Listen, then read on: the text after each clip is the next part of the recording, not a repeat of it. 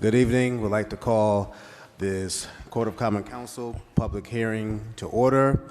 We are joined, my name is Councilman T.J. Clark, the Council Majority Leader. I'm joined by our Council President, Mallory Rosado, Councilwoman Shirley Surgeon, and Councilman John Gale.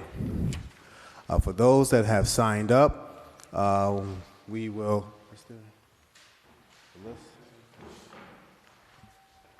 sorry, I don't have the sign-up sheet yet. But for those that have signed up, well, when you come to address the council, can you please state your name, your address, including the city and state that you're from. And we are only going to be hearing the items that are listed on our agenda. And I'm going to call 3 times for those that are in favor and 3 times for those that are not in favor of the items that are on our agenda. So with that said, I'm going to call for item number 4, the ordinance making it unlawful for any person to sell or offer sale of any flavored tobacco products, and for in favor. And for in favor, we have Taye, Soros. I'm sorry if I'm mispronouncing your name.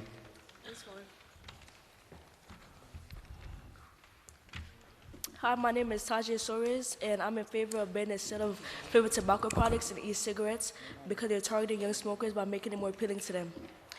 Most of the young smokers first started with flavored products, and it's now becoming more difficult to quit. This now turned into a public health concern. Meanwhile, the use of e-cigarettes rise from 30% in 2018 to 40% in 2020, using quote-unquote kid-friendly products. They attract young smokers by using popular candy bars as Starburst, Jolly Ranchers, and colorful packaging that turns to long-term addiction because it makes it harder to quit, causing cancer, heart disease, anesthesia, lung damage. And all in all, this is critical to prevent the young generation from living with addiction. Thank you. Thank you so much.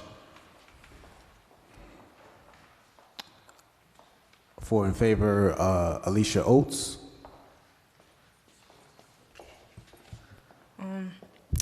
Hi, my name is Alisha, and I'm in favor of banning the production of flavored e-cigarettes.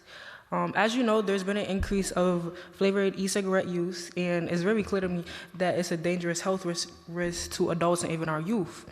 E-cigarettes are battery-powered devices filled with a solution of liquid nicotine, water, and propylene glycol. If you're not fully aware of what nicotine is and the effects of it, well, it's what gets you addicted. E-cigarettes have a very large variety of flavors, e-cigarettes have a very large variety of flavors, which are very attractive to the youth's eye. That's what's drawing them in and making them use it in such an increasing rate. This is a problem. E-cigarettes also have a variety of chemicals such as propylene glycol, nicotine, etc. And each flavor has an additional set of chemicals. an additional set of chemicals such as chemicals too. Using this product, youth and adults will suffer from shortness of breath, wheezing, and exercise intolerance. Furthermore, it should be well understood that this can lead to more serious effects such as heart disease, lung disease, and an increase in cancer risk, which among the established effects the youth of which amongst the established effects of using flavored e-cigarettes. In addition to the people who have already started, I think we should find a solution to help them quit. Thank you. Thank you very much. In opposition, Ryan O'Halloran. Hi, I'm Ryan O'Halloran. I live at 240 North Beacon. I'm speaking tonight just as a Hartford resident. I'm here mostly tonight because I'm confused. I've been confused since 52 mostly young adults died from something that had nothing to do with nicotine usage. And I've been confused since that there's been a national outrage over an issue that we readily understand. We just don't know the effects yet of nicotine vaping. What I do know is prohibition and outlawing things should not be done lightly, and at the same time that everything being done around vaping nicotine right now is being done with a very knee-jerk reaction. I don't want to get into the statistics, but I do ask before you vote that you look to England and their position on vaping, because it is entirely opposite that of America's right now. And again, we seem to be living in this moment where we just can't look at the outside world and say that there are actually different facts than what we're really talking about here. I'll end with this. September 5th, I stopped smoking cigarettes. And this is an embarrassing thing for me to talk about in public, but before that, I'd tried everything. I'd tried Chantix, I'd tried dip, smokeless tobacco, and I'd tried the patch. Now, none of it worked because it didn't help with the oral fixation. Since September 5th, I first bought a Juul and have since moved to a different device. I haven't smoked a cigarette, so there clearly is some health value in vaping that we're throwing out here. I know this doesn't ban tobacco-flavored vape products, but I'll tell you, I've vaped tobacco-flavored vape products. It just makes me want a cigarette. It's just a bad cigarette. So those are my thoughts. I have great respect for the kids who spoke tonight, and look forward to their futures. Thank you. Because I did two on favor and opposition. Ruth Kenobi. Did I say it right? You did. That's All right. impressive. Awesome. Thank you. Hi, I'm Ruth Kenobi. I'm with the American Lung Association in Connecticut, and we're based out of East Hartford, Connecticut. And I'm up here. We have to choose a side when we're here, but I really want to get to wholeheartedly support. And so I have some concerns and just wanted to address some of those. So, the Lung Association is a non-for-profit public health organization working to save lives by improving lung health and preventing lung disease. I really want to thank you for the opportunity to talk about this. I think Hartford was really fantastic with Tobacco 21. You showed yourselves leaders, and I'm convinced that your leadership made us get to the point that we got to with Tobacco 21 on the state level, and really now it's passed countrywide. And so I think because you passed a comprehensive, really model policy, we were able to get a lot done with public health. So I want to thank you and just kind of ask that if you're going to look at doing this, we ask that you would consider including all flavored tobacco products. Excuse me. So you've likely heard about the epidemic levels of youth e-cigarette use, and it's really concerning. It's well established that flavors are attractive to children and young people.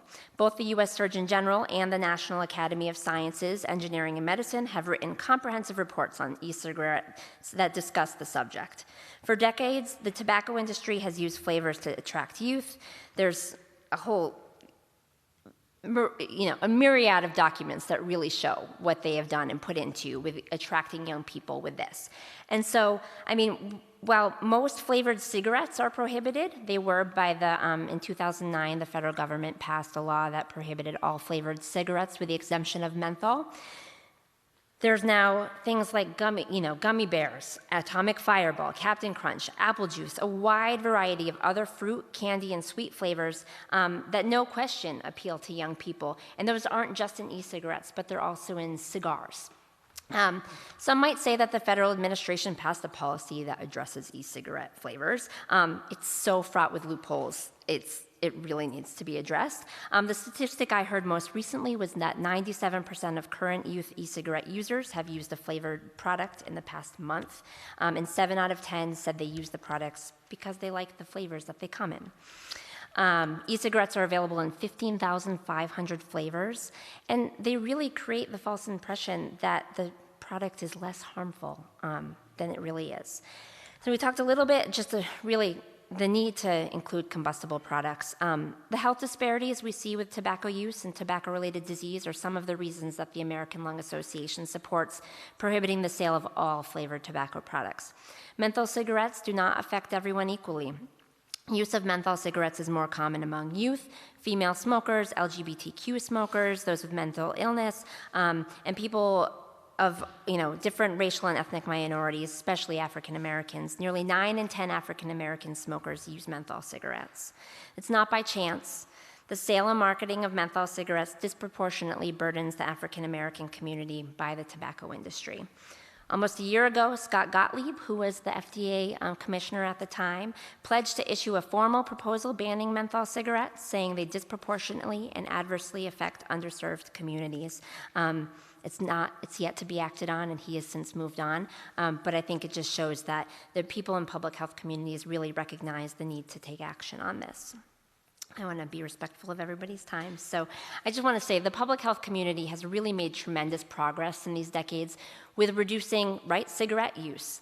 But when we look at just the growth of this, and we know that some of the reason that was because they took away they cleared the market of the flavored cigarettes. And so we e-cigarettes weren't part of that landscape now, and we think we can close some loopholes. So I really appreciate you bringing this up for comment, and I know that this comes from a really great place, and so hopefully we can get to the point where we wholeheartedly support it, and if we can help at all, please, I'm happy to do so. So thank you for your time. Thank you so much. Yeah, appreciate it. In favor, Akilah James.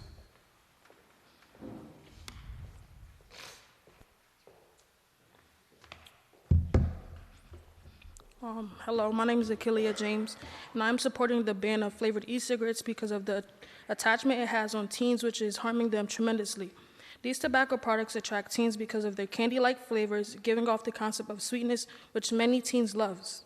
Flavored e-cigarettes has caused young people to become very addicted to the product. Studies have shown that majority of the teens who have vaped fruit and candy-like flavors were still vaping 6 months later, as compared to those who has only traditionally flavors like tobacco or menthol. This is the reason why I'm supporting the flavored e-cigarettes. This is the reason why I'm supporting that flavored e-cigarettes should be banned because the youth can be very addicted to the flavors.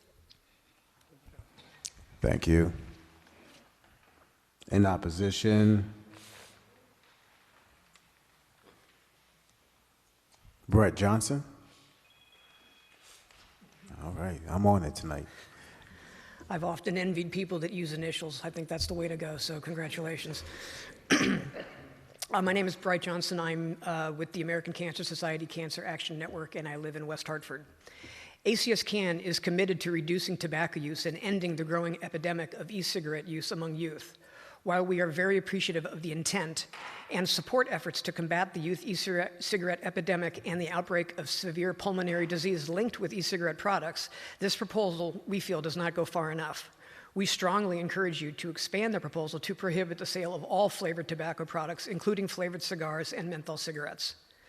Tobacco-related diseases remain the single most preventable cause of death in our society, and according to DPH statistics, tobacco use continues to kill more people in Connecticut each year than alcohol, AIDS, car crashes, illegal drugs, accidents, murders, and suicides combined. Nationwide and in Connecticut, electronic cigarette use among middle and high school students has now surpassed combustible cigarette use, doing so at an alarming rate. The 2017 Connecticut Youth Risk Behavior Survey points out that between 2015 and 2017, the rate of current use of electronic cigarettes more than doubled from 7.2% to 14.7%. Nationwide, e-cigarette use soared by 78% among high school students and 48% among middle school students from 2017 to 2018. The evidence is clear that flavors play a critical role in youth use of e-cigarettes. Research has found that nearly all, 97%, of current youth e-cigarette users use flavored e-cigarettes, and 70% cite flavors as a key reason for their use. And the CDC confirmed combustible cigarette use has spiked for the first time in 8 years, largely due to the explosion in youth e-cigarette use. ACS-CAN is concerned that e-cigarette use is creating a new generation of Connecticut children who will suffer from a deadly, lifelong addiction to nicotine and tobacco products. We know many were enticed to begin this deadly addiction by menthol. As such, there's also an urgent need to protect youth from all other flavored tobacco products. Menthol makes it easier to start smoking by masking the harshness of tobacco smoke. As a result, over half of youth smokers use menthol cigarettes. Among African American youth smokers, 7 out of 10 use menthol cigarettes. In addition, there are now over 250 different cigar flavors, and cigars surpass cigarettes in popularity among high school boys nationwide. We urge state and local policymakers to support proven policy interventions that reduce tobacco use so our children can grow up not as the next generation of smokers, but as the first tobacco-free generation. We strongly urge you to protect youth from all flavored tobacco products. And if I can make just one final statement, it was said earlier to take a look at what's happening in England. There are a couple of significant differences between England and America. First, in England, the nicotine level in e-cigarettes is significantly capped. We have no restrictions here in America. Second, England doesn't have the First Amendment, so they have severe limits on the types of marketing that are allowed. We don't have anything in place to prevent that here, and that's why, in many respects, comparing England to the U.S. and how they handle e-cigarettes versus us is in many respects apples and oranges. Thank you. Thank you, sir. In favor, Akim James.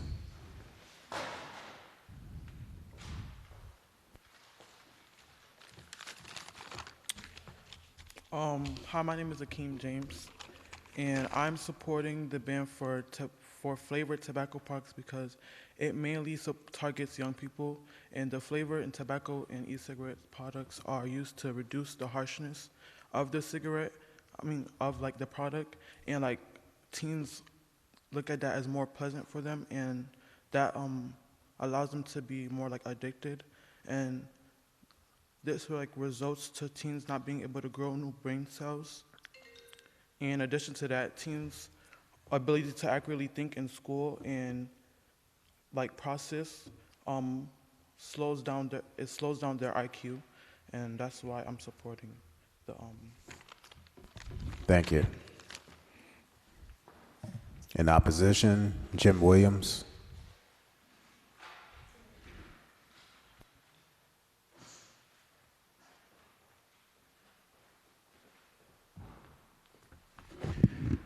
Hello, I'm Jim Williams with the American Heart Association. I live in Newington, but this time of year I spend most of my time at the state capitol working on bills just like this. I want to start off by expressing my sincere appreciation to the council, the mayor's office, and the Hartford Health Director, Liani Arroyo, who isn't here this evening, for our successful efforts last year to increase the tobacco sales age to 21. Hartford indeed led the way, showing great political courage, and was followed by Bridgeport and numerous other cities, and eventually the state in safeguarding the health, safety, and welfare of its residents with its passage. Tobacco 21 was an important step in preventing another generation from suffering tobacco addiction and related disease. Banning all flavors in all tobacco products is another important step. I, however, right now find myself in the uncomfortable position of having to express opposition to this proposal, despite it being well-intentioned. The original intent of this ordinance, when we presented language to Councilman Gale, was to ban all flavors from all tobacco products, including menthol cigarettes, cigars, cigarillos, chewing tobacco, pipe tobacco, hookah, etc., not just electronic cigarettes. Massachusetts has recently done so. New York, New Jersey, Rhode Island, and we here in Connecticut are working on similar legislation with our legislators now. While it's true that this ordinance as currently written likely has fewer political complications associated with it, it is also true that it is void of a real solution to enact real change that will result in better health outcomes. This draft ordinance ignores the real problem, which is that when people initiate tobacco use, it is usually because it comes in flavors that they like. This ordinance would only apply to electronic cigarettes. The fact is that the few Hartford residents who currently use electronic cigarettes, once you take away the flavor to this single product segment, they're just likely to switch to another tobacco product to get the flavors that they like. I sincerely urge the council at this point to postpone any further action on this ordinance until after the state legislative session, which ends May 6th, or to amend the ban to apply to all characterizing flavors and all tobacco products. The way that this ordinance is currently written unfortunately ignores the real health concerns of Hartford's residents who are Hispanic Latino, 44% of the total population, and African American, 25% of the total population, most of whom do not use electronic cigarettes, and who have much higher rates of tobacco addiction and related disease. I just wanted to share a few statistics with you.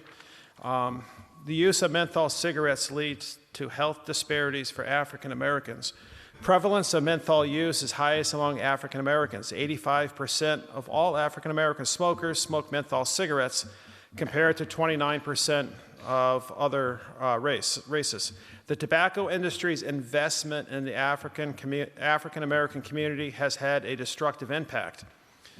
African Americans are disproportionately burdened by the health harms of menthol cigarettes. Specifically, the Centers for Disease Control concluded that the marketing and availability of menthol cigarettes increases the overall prevalence of smoking and reduces cessation among African Americans. African Americans generally have higher levels of nicotine dependence as a consequence of their preference for mentholated cigarettes.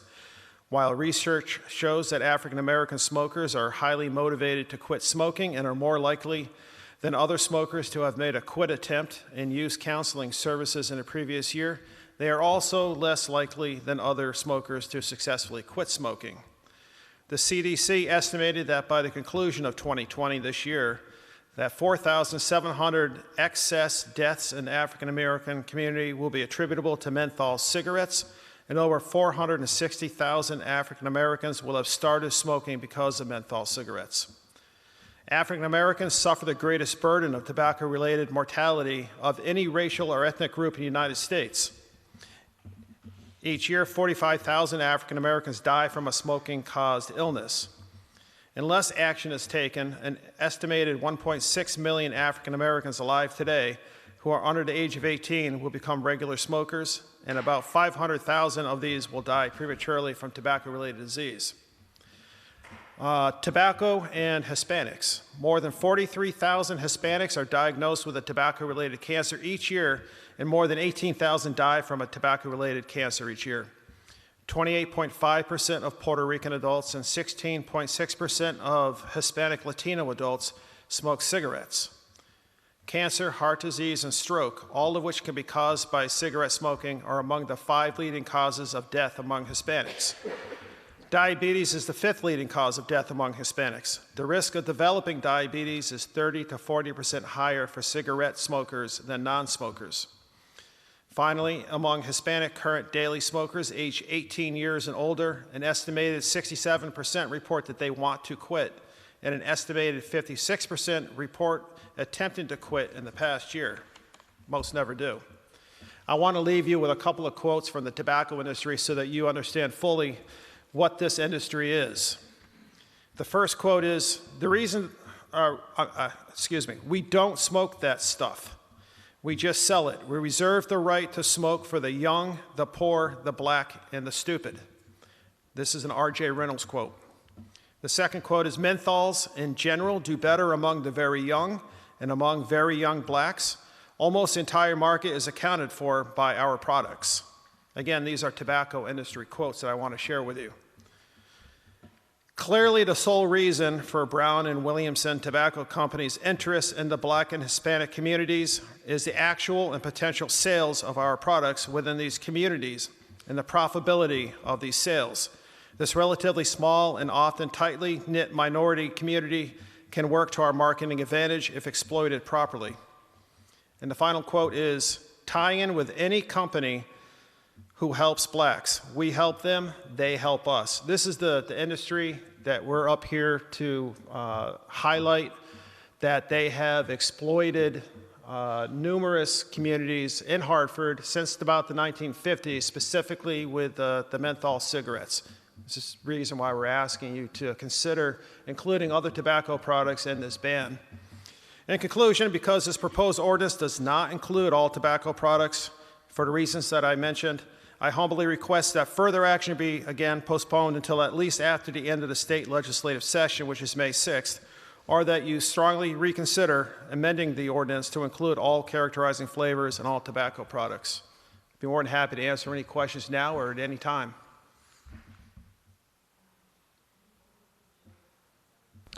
Can you forward that information that you just read to the council body, please? Absolutely. I'll email it to you tonight. Okay, thank you. You're welcome. Since we have no other names that signed up for this proposed ordinance, item number 4 is now closed. Moving to item number 1, resolution authorizing the city to sell 126 and 130 New Park Avenue, 161 Francis Avenue, and 8 Francis Court to the New Samaritan Corporation. Are there any persons here that want to speak in favor of this item? Any persons here that want to speak in favor of this item? Any persons here that want to speak in favor of this item? Are there any persons here that want to speak in opposition of this item? Any persons here that want to speak in opposition of this item? Any persons here that want to speak in opposition of this item? This number 1 is now closed. Number 2, ordinance amending general fund appropriations to reflect revised project costs relative to public improvements and the Burns Latino Studies Academy.